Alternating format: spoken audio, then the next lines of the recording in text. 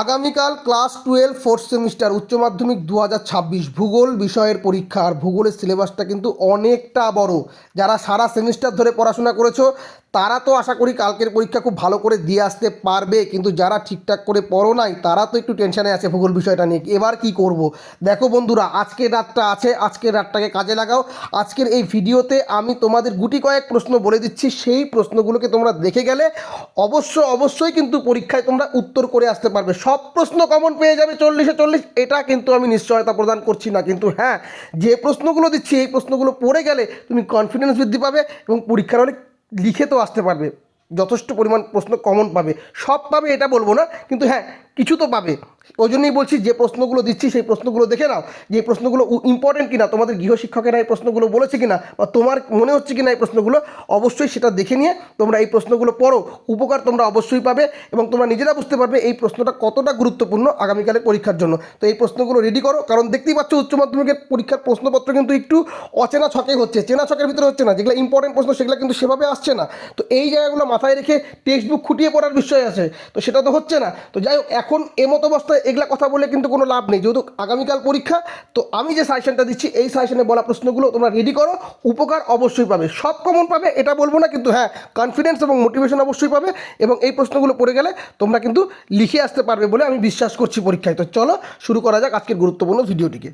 তোমাদের পার্ট এ থেকে মার্কস 5-এর জন্য যে প্রশ্নগুলো গুরুত্ব সহকারে পড়তে হবে সেগুলো দেখে নাও। তোমাদের দুটি প্রশ্ন থাকবে 5 নম্বরের, একটির উত্তর করতে হবে। প্রথম প্রশ্ন, সমুদ্র তরঙ্গের ক্ষয়কার্যের ফলে সৃষ্ট যে কোনো 4টি ভূমিরূপ চিত্রসহ আলোচনা করো। খুবই গুরুত্বপূর্ণ প্রশ্ন, প্রশ্নটা ঘুরিয়ে আসতে পারে। ব্লো হল, স্বাভাবিক খিলান, তরঙ্গ কর্তৃত মঞ্চ, সমুদ্র ভিগু কীভাবে সৃষ্টি হয় তা চিত্রসহ ব্যাখ্যা করো। বা অথবা এভাবেও আসতে পারে, সমুদ্র ক্ষয়ের ফলে গঠিত বিভিন্ন প্রকার ভূমিরূপ চিত্রসহ ব্যাখ্যা করো। এখানে ভয় হয়ে গেছে, এটা ক্ষয়। হ্যাঁ, এই প্রশ্নটা কিন্তু খুবই গুরুত্বপূর্ণ। 2 নম্বর, উইলিয়াম মরিস ডেভিস বর্ণিত ক্ষয়চক্রের বিভিন্ন পর্যায়গুলি চিত্রসহ ব্যাখ্যা করো। এবং এই বিভিন্ন পর্যায়ে সৃষ্ট যে ভূমিরূপ এই পাঠটাও কিন্তু ভালো করে দেখতে হবে, খুবই গুরুত্বপূর্ণ প্রশ্ন। 3 নম্বর, নদীর পুনর্যৌবন লাভের ফলে গঠিত 3টি প্রধান ভূমিরূপ চিত্রসহ আলোচনা করো। এই 3টে প্রশ্ন সবার আগে রেডি করো, খুবই গুরুত্বপূর্ণ প্রশ্ন। 5-এর প্রশ্ন কিন্তু 3-এও আসতে পারে, 2-এও কিন্তু টুকরো হিসাবে আসতে পারে, তাই খুবই গুরুত্ব সহকারে প্রত্যেকটি প্রশ্ন পড়বে। 4 নম্বর, বিশ্ব উষ্ণায়ন কি, এর কারণ ও প্রভাব লেখো। 5 নম্বর, ক্রান্তীয় ঘূর্ণবাতের উৎপত্তি থেকে বিন্যাসের বিভিন্ন পর্যায়গুলি চিত্রসহ বর্ণনা করো। 6 নম্বর, সমুদ্র তরঙ্গের সঞ্চয় কার্যের ফলে গঠিত যে কোনো 3টি ভূমিরূপ চিত্রসহ ব্যাখ্যা করো। এই 6টি প্রশ্ন খুবই ভালো করে তোমাদের পড়তে হবে। যারা এখনও পড়োনি তারা এই 6টি প্রশ্নকে অবশ্যই কিন্তু খুব ভালোভাবে দেখে নাও। আরও কয়েকটি অতিরিক্ত প্রশ্ন তোমরা দেখবে। এখানে যে অতিরিক্ত প্রশ্নগুলো বলা হয়েছে এগুলা কিন্তু তোমরা দশম শ্রেণীতে অর্থাৎ মাধ্যমিকে কিন্তু পড়ে এসেছো। যেরকম কি, নদীর ক্ষয় ও সঞ্চয় কার্যের ফলে সৃষ্ট ভূমিরূপ, বায়ুর ক্ষয় ও সঞ্চয় কার্যের ফলে সৃষ্ট ভূমিরূপ, হিমবাহের ক্ষয় ও সঞ্চয় কার্যের ফলে সৃষ্ট ভূমিরূপ, হিমবাহ ও জলধারার মিলিত কার্যের ফলে সৃষ্ট ভূমিরূপ, এগুলো কিন্তু চিত্র সহকারে তোমাদের পড়তে হবে। একটা কথা মাথায় রাখবে, এই প্রত্যেকটা যে ক্ষয় এবং সঞ্চয় কার্য করছো এই পয়েন্টগুলোকে ভালো করে পড়বে, কারণ এখান থেকে কিন্তু 2 এবং 3 নম্বরের প্রশ্ন আসতে পারে, এটা একটু মাথায় রাখতে হবে। তাই এই প্রশ্নগুলো ভালো করে পড়বে, কারণ 2 আর 3-এও কিন্তু এগুলা গুরুত্বপূর্ণ হিসাবে তাদের পয়েন্টগুলো কিন্তু আসতে পারে। তবে প্রথম যে 6টি প্রশ্ন আছে সেগুলো সবচেয়ে বেশি গুরুত্বপূর্ণ, তার ভিতরে প্রথম 3টি আরও বেশি গুরুত্বপূর্ণ। সবচেয়ে বেশি এগিয়ে হচ্ছে প্রথম 3টে প্রশ্ন, বোঝা গেল? তো 5 নম্বরের জন্য এই কটা প্রশ্ন তোমরা ভালো করে রেডি করো। এবার তোমরা কিন্তু দেখবে এখান থেকে 3 নম্বরের যে প্রশ্নগুলো, 4টি প্রশ্ন থাকবে 3 নম্বরে, 2টির উত্তর করতে হবে। যে প্রথমে কিন্তু পার্থক্যগুলো দেখবে, পার্থক্য দেখলে তোমাদের সংজ্ঞা হয়ে যাবে, আর পার্থক্য জানা থাকলে তোমাদের কিন্তু বৈশিষ্ট্যগুলো হয়ে যাবে। কী কী দেখবে সেগুলো, মহাদেশীয় পাত এবং মহাসাগরীয় পাত, রিয়া উপকূল, ফিয়র্ড উপকূল, প্রান্তীয় ঘূর্ণবাত, নাতিশীতোষ্ণ ঘূর্ণবাত, ইনসিটু ও এক্সিটু, এই পার্টগুলো কিন্তু ভালো করে পড়তে হবে। অভিসারী পাত সীমানা ও নিরপেক্ষ পাত সীমানা, তো এগুলার সংজ্ঞা, উদাহরণ, পার্থক্য আর পার্থক্য পড়লে বৈশিষ্ট্য হয়ে যাচ্ছে, খুব ভালো করে পড়বে, প্রত্যেকটি কিন্তু গুরুত্বপূর্ণ। 2 নম্বর যে প্রশ্নটা পড়বে, জীববৈচিত্র্য কি, জীববৈচিত্র্যের গুরুত্ব লেখো। 3 নম্বর, অশ্বক্ষুরাকৃতি হ্রদ কীভাবে সৃষ্টি হয় চিত্রসহ লেখো। 4 নম্বর, ডেভিসের ক্ষয়চক্রের মূল শর্তগুলি লেখো। 5 নম্বর, প্রতিসারী পাত সীমানায় কী কী প্রকার ভূমিরূপ গঠিত হয় তা আলোচনা করো। এবং 6 নম্বর, এখানে 5 নম্বর রয়েছে, 6 নম্বর, সমুদ্র স্রোত সৃষ্টির ক্ষেত্রে প্রভাব বিস্তারকারী প্রধান 3টি নিয়ন্ত্রক লেখো। তো এই প্রশ্নগুলো 3-এর জন্য কিন্তু খুব ভালো করে রেডি করবে। 3-এর প্রশ্ন কিন্তু 2-এও হতে পারে, 2-এর প্রশ্ন 3-এ আসতে পারে, 5-এর প্রশ্ন 3-এ আসতে পারে, 3-এর প্রশ্ন 5-এ যেতে পারে। তো একটু মাথায় রাখবে।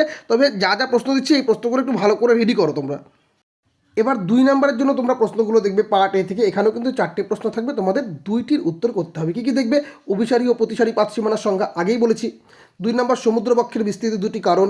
ধারণা অববাহিকা কী, জীববৈচিত্র্য কী, অপসারণ গর্ত কী, ইনসেলবাজ কী, প্রাঞ্জপুল কী, উত্থিত উপকূল ও যৌগিক উপকূল কাকে বলে, জলবিভাজিকা কী, বিপন্ন প্রজাতি কাকে বলে, নিক পয়েন্ট বলতে কী বোঝো, সমপ্রায় ভূমির সংজ্ঞা দাও বা পেনিপ্ল্যান কী, ঘূর্ণপাতের চক্ষু কী, red data book, green data book, black data বুক।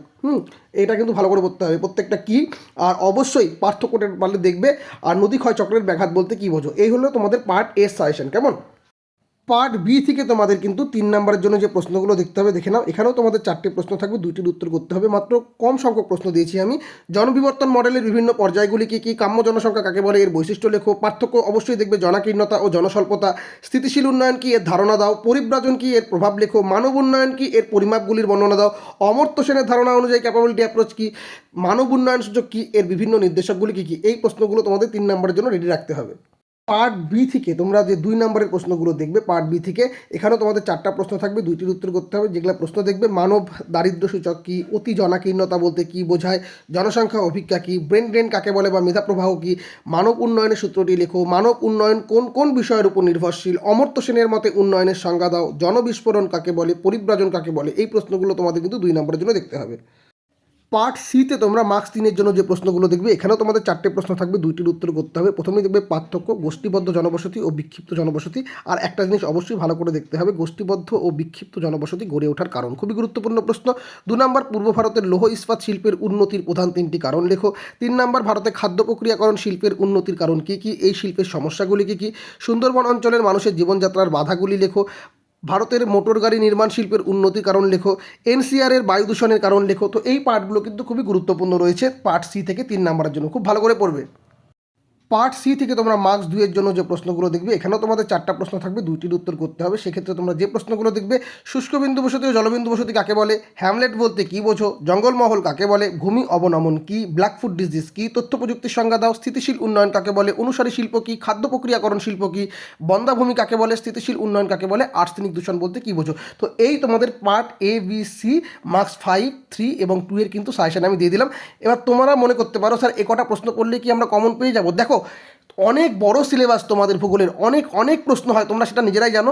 মাত্র কয়েকটি প্রশ্ন দিয়েছি। যারা যারা সারা বছর পড়েনি, এবার পরীক্ষার আগে তাদের পড়তে হবে, তো তারা তো কনফিডেন্স লেভেল লো হয়ে গিয়েছে, তাদেরকে কিন্তু মোটিভেশন দেওয়ার জন্য এই সাজেশন মাত্র কয়েকটি করেই প্রশ্ন দেওয়া আছে। তোমরা দেখতে পাবে অন্য ইউটিউব চ্যানেলের তুলনায় কিন্তু এখানে অনেকটা কম প্রশ্ন দেওয়া আছে।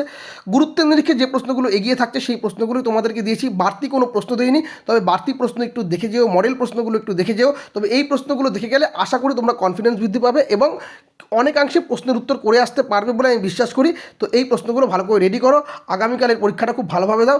সকলকে বেস্ট অফ লাক জানিয়ে আজকের ভিডিও এখানে শেষ করছি। সকলে খুব ভালো থেকো, ধন্যবাদ।